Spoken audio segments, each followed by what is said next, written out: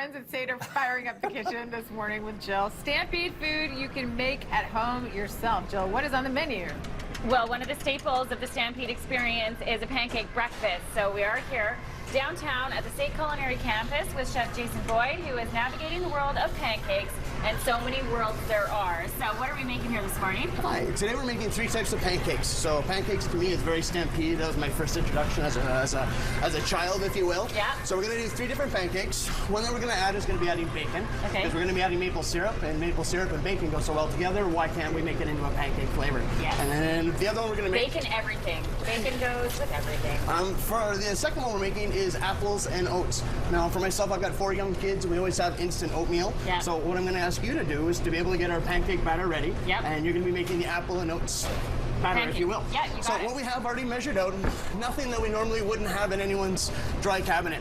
So we have flour, milk, some salt, some sugar, and a little bit of baking powder to make the recipe. Yep. So with it, I have the ingredients measured out for you. Oh, see, you guys make it easy. That's what you do. Cool. And I'm using this bowl. I'm using this bowl. We're going to use this bowl here. Okay, what do I do? And if I can ask you just to take the apple we have in front, and we're going to add a fresh apple to it just to be able to add a little bit of moisture, texture, and some nutrition. Fantastic. Make things healthy.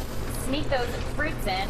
That's good for the kids too. Okay, you're multitasking. You got lots on the go Lots here. on the go. So how much of this apple are we going for? Let's go about half the apple if that's all right. Yeah. Perfect. And then what we're going to do, we're going to start cooking the 3 different pancakes that we have. Using the baking powder and letting it sit for 10 minutes is going to allow the air and carbon dioxide to give ourselves some airiness in the batter, therefore giving ourselves a really nice fluffy pancake, which I think is important. In our pan, we've got lots of butter.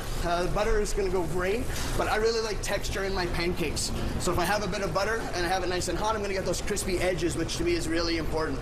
The 3rd pancake that we're going to be working today is with our blueberries.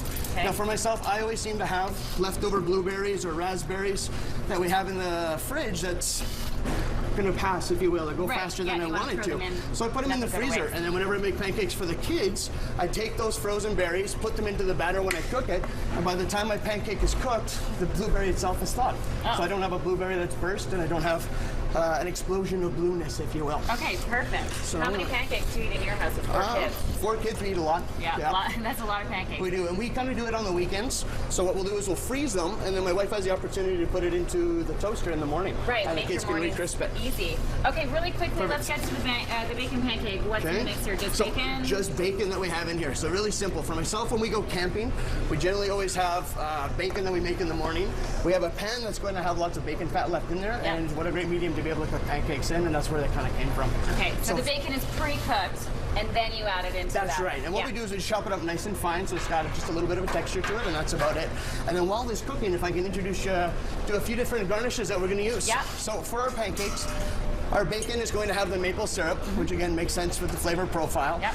The apple cinnamon pancakes, we're going to use applesauce. So for myself, I'm always struggling to try to find nutritious ways to be able to get the kids to eat things. So applesauce to me fits appropriately instead of maple syrup.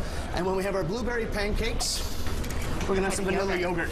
So this offers us just variety and opportunity for playfulness in the kitchen. Delicious. We're going to plate these up. The pancakes are on the go here, and we'll show that to you in the next segment. We're also going to be talking about pickling.